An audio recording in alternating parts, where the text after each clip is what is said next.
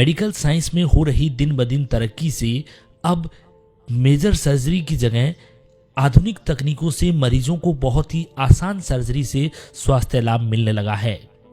एक तरफ जहां आधुनिक तकनीकों से मॉडर्न सर्जरी होने लगी है, वहीं कई जगह आज भी जानकारी के अभाव में मेजर सर्जरी और बाईपास सर्जरी होती है।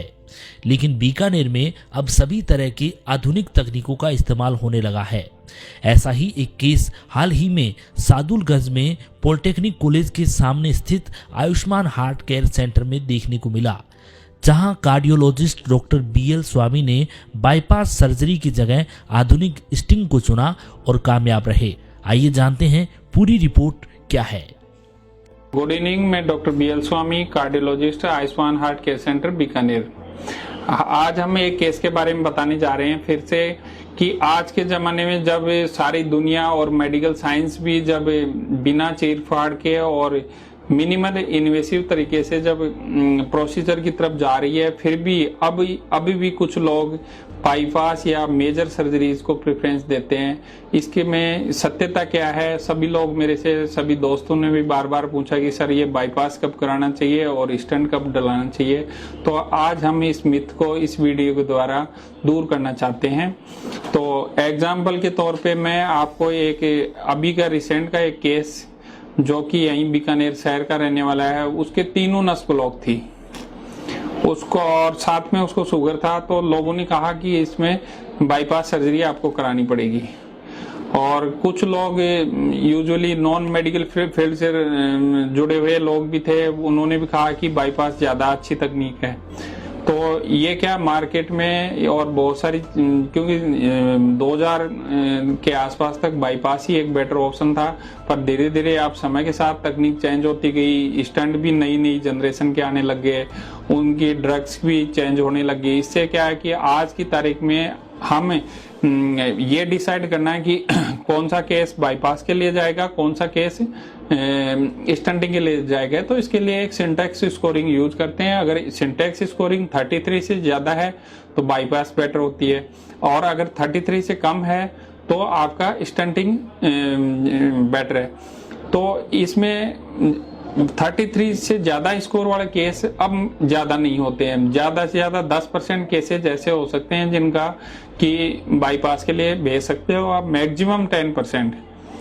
तो ऐसे केसेज में हम कैसे करेंगे, सिंटैक्स स्कोरिंग क्या होती है, कैसे होती है, ये तो सिर्फ कार्डियोलॉजिस्ट ही डिसाइड कर सकते हैं। पर एट प्रेजेंट एक सिंटैक्स स्कोरिंग, एक कॉन्फिडेंस ऑफ ऑपरेटर कार्डियोलॉजिस्ट आपका कितना कॉन्फिडेंट है कि आपको स्टेंट प्रॉपरली लगा सके, उस स्टेंट को प्रॉपरली प्लेस कर सके, और उसकी मैनेजमेंट स्ट्रेटेजी। उसके अलावा जो नस जहां पे ब्लॉक है वो कौन सी जगह पे है, कितना उसका आपके कितनी टेरिटरी को ब्लड सप्लाई करी है। जैसे कि अभी हमने रिसेंट में एक केस किया, उसकी RCA नॉन डोमिनेंट थी, उसमें ब्लॉक था। तो हमने डिसाइड किया कि जब आर्टरी नॉन डोमिनेंट है और अगर कभी पूरी भी ब्लॉक हो जाती है तो हार्ट पे उसका कोई असर नहीं आता।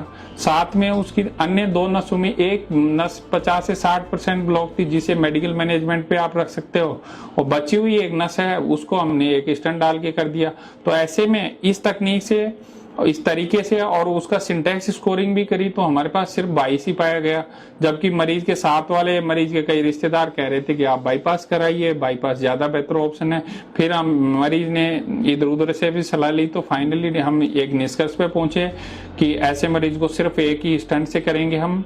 और आज हम उस मरीज को सकुशल छुट्टी कर रहे हैं। तो ये एक सन 2000 के आसपास तक का एक मिथ था कि उस समय बाईपास एक पीक पे प्रोसीजर हुआ करते थे। धीरे धीरे अब नॉन इन्वेसिव टेक्निक्स बहुत ज्यादा एडवांस हो गई हैं। अभी इमेजिंग, बाइफरकेशन स्टंटिंग, स्टंट की डिजाइन से चेंज हो गई। अब जो कल हमने स्टंट लगाया है उसको वो 3 mm का साइज का स्टंट है, उसको अगर हम और डायलेट करें तो 4.5 mm तक हम जा सकते हैं, कि मतलब उसको अच्छे खासे डायलेट करते हैं।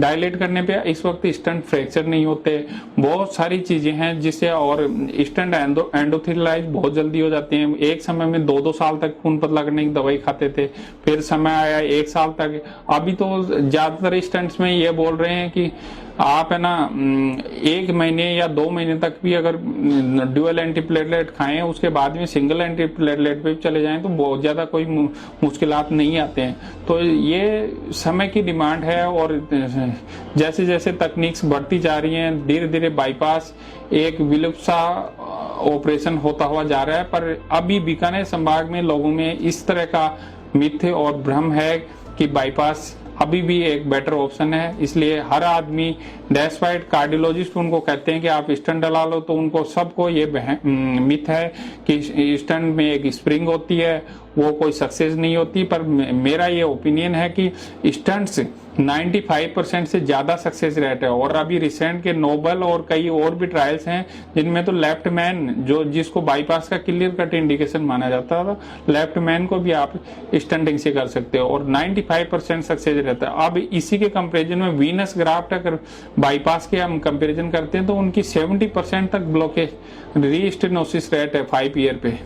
तो जब कोई चीज 5 ईयर पे 70% ब्लॉक हो रही तो वो how this procedure better than stenting. तो धीरे धीरे अब ये टेक्निक चेंज हो गई है, लोगों को भी अपना धीरे धीरे माइंडसेट बदलना होगा। बाईपास के खुद के अपने बड़े कॉम्प्लिकेशन है और बहुत सारी चीजें हैं। हमने बहुत सारी चीजें क्लिनिकल प्रैक्टिस में भी देखा है कि अब अमेरिकन और यूरोपियन गाइडलाइंस भी धीरे धीरे नॉन इन्वेसिव प्रोसीजर्स को अपनी गाइडलाइंस में रिकमेंडेशन के लेवल्स हाई होते जा रहे हैं। तो इससे अभी हमें लग रहा है कि आने वाले 2-3 साल में ये सिनेरियो सब चेंज हो जाएगा। साहब, आपने जैसे अभी बताया कि तीनों नसें ब्लॉकेज थी और एक इंस्टिंग से सारा काम हो गया, तो किस तरह से इस ऑपरेशन को आपने सक्सेस किया, इसके बारे में जरा बताएंगे विस्तार से।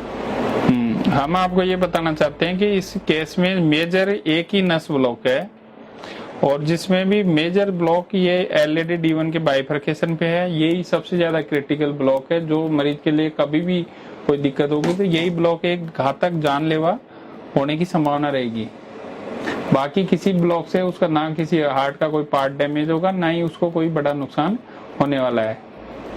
और इसका अगर हम सिंटैक्स स्कोरिंग करते हैं तो ये टोटल बाकी जो छोटी छोटी नसों में हल्के हल्के ब्लॉकेज हैं तो इनका सबका सिंटैक्स स्कोर भी निकालते हैं तो ये 22 से ज्यादा नहीं आता, जो कि एक स्टंटिंग का इंडिकेशन ही बनता है। अगर गाइडलाइन के हिसाब से भी हम बात करते हैं तो ये क्लियर कट एक स्टंटिंग का केस ही बनता है। इसमें एक जो मुश्किलात आती है, ये बाइफर्केशन पॉइंट पे डिजीज होती है, तो कई बार कार्डियोलॉजिस्ट या जिसको थोड़ा एक्सपीरियंस कम होता है वो बंदा इस केस को करना प्रेफर नहीं करता। तो फिर फाइनली लोग सोचते हैं कि बाईपास ही एक बेटर ऑप्शन होगा इस केस में, पर ऐसा हमेशा नहीं होता है। क्योंकि आज एक स्टंट की डिजाइन और उसकी तकनीक और उसकी जनरेशन बहुत कुछ अब 21वीं शताब्दी में अब इस वक्त बदल गया है। पिछले 2 साल में स्टंट्स की टेक्नोलॉजी में बहुत जबरदस्त चेंजेस हुए हैं जो कि हमारी उम्मीद से भी परे है। हम कार्डियोलॉजिस्ट भी जिन परेशानियों को महसूस करते थे स्टंटिंग के दौरान में, आज वो काफी परेशानियां दूर हो गई हैं। बहुत कार्डियोलॉजी प्रैक्टिस बहुत आसान हो गई है।